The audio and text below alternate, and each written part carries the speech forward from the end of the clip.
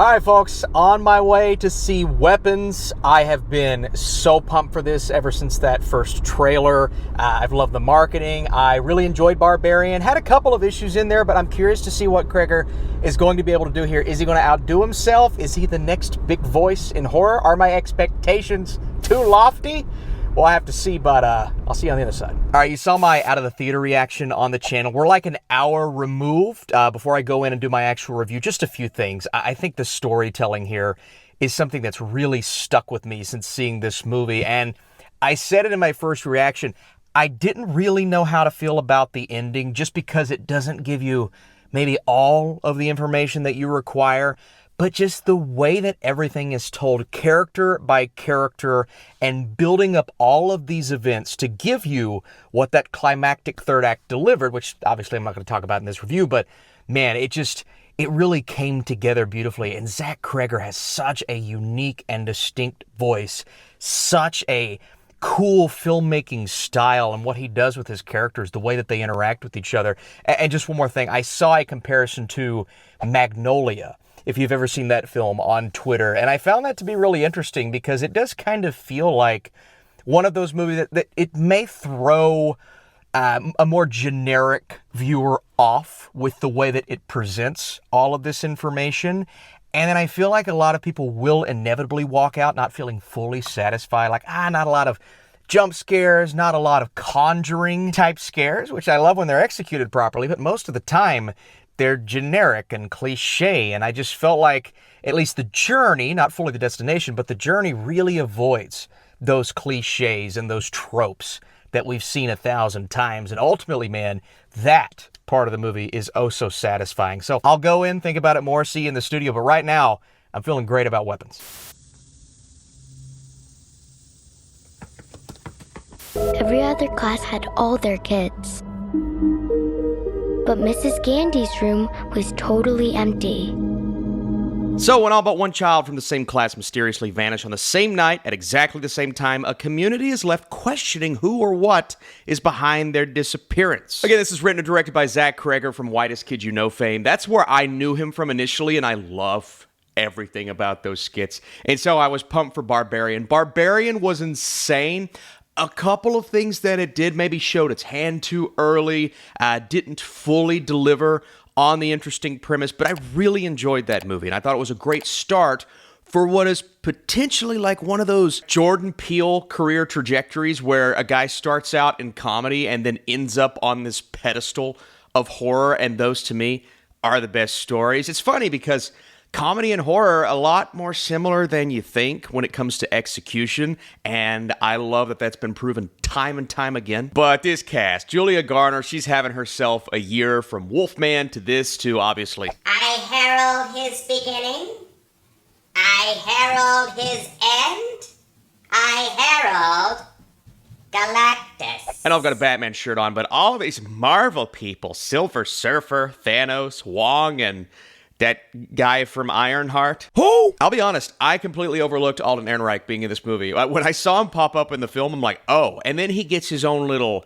section. And let's talk about that really quick. The way this story is told, and I keep saying it in my reactions, so unique. Not extremely unique in general. I mean, we've seen stories that are being told from different perspectives eventually intersect in numerous ways and ultimately come to a conclusion in the way that this movie kind of presents itself, right? But within the confines of the horror genre and really the mystery genre. I mean, this is a missing persons case through and through. And I think of a film like Prisoners, one of my favorite movies of all time. And that's the exact vibe that I got from the trailer. And I'm like, okay, hopefully this has that same level of impact, like especially Josh Brolin's character, a parent who is desperate to do whatever it takes to find his son or daughter, or to find her son or daughter. And there are numerous parents in this movie that are upset, pissed off, but Brolin's character is really the only one we get the perspective of. Maybe I would have liked to have seen one more person involved from that standpoint. There's a little quick tease with another family, but we're already spending a ton of time with Brolin's character, and honestly, his little portion of the film, and so each of the characters that we're following here gets their own little section where we see things intersect. his portion might have been my favorite, because where his brain goes to tell him what move to make next was so interesting for me. And these little nightmares that he's having based on what happened to his son, absolutely terrifying. And then Julia Garner is just that person who is completely broken because she is the only thing connecting all of these kids disappearing. And so the parents, the school board, people want her neck, or they just want her to lay low. And Benedict Wong's character, you can tell that he cares about her, but at the same time, he's thinking, you gotta get out of here, because people are pissed. I gotta get out of here! Too late! Now, admittedly, as a guy who likes different methods of storytelling, the approach here, once I saw what they were doing, just the first character name that pops up, it's like, all right, we're following Julia Garner, and then we're following Josh Brolin, and then we're following another character. It's like, oh, okay, that's what they're doing. And I love this. It's going to have people very impatient in the theater. And there was one guy in my theater after the film, he's like, yeah, that was boring. And I'm like, I get it. Because that in its nature is intentionally moving slower so you can ramp up the intensity and the stakes. And a guy like Zach Cregger behind that, the way he told the story in Barbarian, how cinematic that is,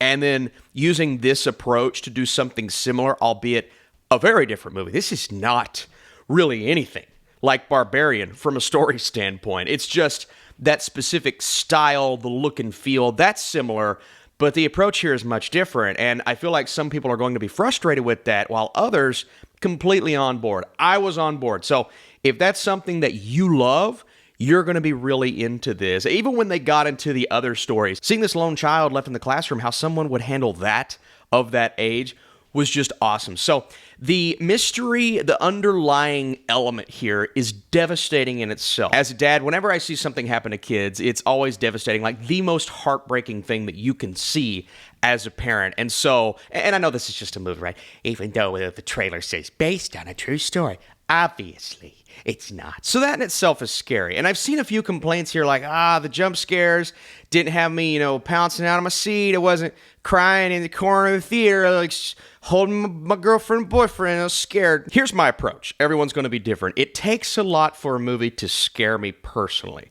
And when I love a horror film, it's not because I was jump scared. It's not because I go, ugh, whenever something pops out, I'll go, ugh. I sound like a tool bag here, but I'm just being honest. Like 90% of the time, that doesn't work. Now, when something gets me, like Alien Romulus had one last year, that got me. And it's so rare that I get got. But there's not really anything like that here. The scares come from the imagery and what you see on screen, how haunting some of these things creeping in the background actually are, whether it's a face, or you think it may be some sort of creature you don't necessarily know. The camera could be lingering on something, and there may be an element to pay attention to in the background. There's one face in particular that obviously becomes way more relevant as the movie goes, and it's just so... It's almost hilariously creepy, like, oh, it makes me feel uncomfortable. In the vein of what Nicolas Cage was last year in Longlegs, and that's a comparison that I've seen a lot of over on X, or Twitter, who calls it X. Both movies are a mystery using imagery to make you feel uncomfortable, both very well shot, technically incredible, almost impeccable, but at the end of the day, they are two very different stories. I will say this, though. I thought Longlegs was very well executed, but I did not feel the payoff that I needed to feel ultimately. Even though I have my issues with this ending for Weapons, I do feel way more satisfied with the journey specifically, because while there are a lot of dots connecting here, it's not one that is very difficult to keep up with. I know just me saying is like, oh, Austin, that sounds really confusing. It's not. It's very easy to see where these things intersect. It's more interesting than anything. And ultimately what is happening here, it's really, I want to talk about spoilers. What's happening here is something that they give you hints of as the film goes. And I have a theory.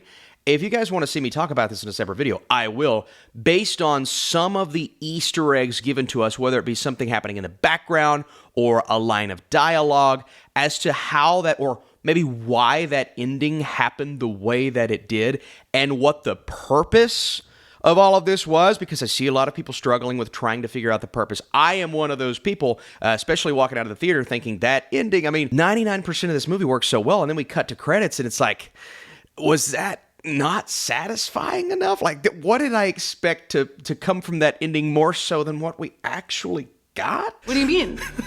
What do you mean? But for me, that's the difference between a movie like this and Longlegs. I think this is more satisfying within its journey and its execution rather than what we ultimately get to. But I'd even compare it more to Osgood Perkins' other film, The Monkey, from earlier this year. The Monkey tried to deliver like overboard, over-the-top violence while keeping us invested in the story at hand. I just don't think it did a good job. It did in the first half, but then it kind of falls apart in the second half. This feels more like a concurrent flowing story, even though it moves at its own meticulous pace. It is something that keeps you invested with the consistent use of imagery. We're going to creep you out. We're going to make you feel uncomfortable, but we're always going to keep you on your toes and keep you guessing. And the best aspect of this movie is that every character, while some I favor more than others, was at least somewhat interesting. And even if they're not the most interesting person in the world, it's like, what is their part to play in this story, and how does it all connect? It's like a great video game, right? You can go on these side missions, you can see all of these intersecting stories, but ultimately, we've all got to come together in the third act, and while I have problems with the final 5 minutes of the film, the third act itself does just culminate on a ridiculous scale. And the thing about a movie like this is everyone's going to have their own theory as to what's going on. They're going to have that in the front of their mind. So when it happens, and ultimately, I'd say for the most part, it's not going to be what you're thinking, some will be very disappointed. It's like, oh, that's not what I was anticipating. So is that truly disappointment? Or is it more so just catching you really off guard? And not everyone's going to feel satisfied from this ending. I get it completely. But for me, it comes together, is fascinating, and then you go all out with its violence, with the visuals, with the imagery. Once again, I keep saying that, but my God, man, some of these shots, that's what I'm looking for in a horror film. I want to feel uncomfortable. I want you to make me feel like I need to be on the edge of my seat right now, like my skin's crawling and eerie, not necessarily jump scared, but more so just uneasy. And this movie is full of uneasy. Yeah. So there's definitely more to say. I'd love to talk spoilers. If you want to leave a comment on this video letting me know that, we may do it if we get enough, or if we get enough likes. Thank you all for your support, sharing this review. What else? Telling your parents about me? Give me a heads up, though. I'd have to dress up, put a suit on or something. Zach Cregger is in top form with Weapons, a deranged but equally endearing psychological horror experience that uses a distinct method to tell its story. It grips you with its unnerving introduction, weaving nuanced pacing with rich, immersive world building. The visuals are hauntingly vivid, sidestepping tired cliches with finesse. Now, I have a lot to talk about when it comes to the ending, and we may do that, but there is a lot to chew on beyond that final scene. And the violence is, well, it's sparse, but it's brutal. So when you get it, you get it. And it definitely delivers from that standpoint. And so I thoroughly enjoyed this experience. This is my type of horror movie, one that gets you invested in a different way and just has a stranglehold on you until that final shot. And that's where we're gonna kind of depart here, is thinking about that ending. How did it come together? Why did it do that? We may talk about it if you want to see it. Otherwise, I'll see you in my next review. Do you want to see a review for Freaky or Friday? Because I'm a little late on that. I'll see you soon.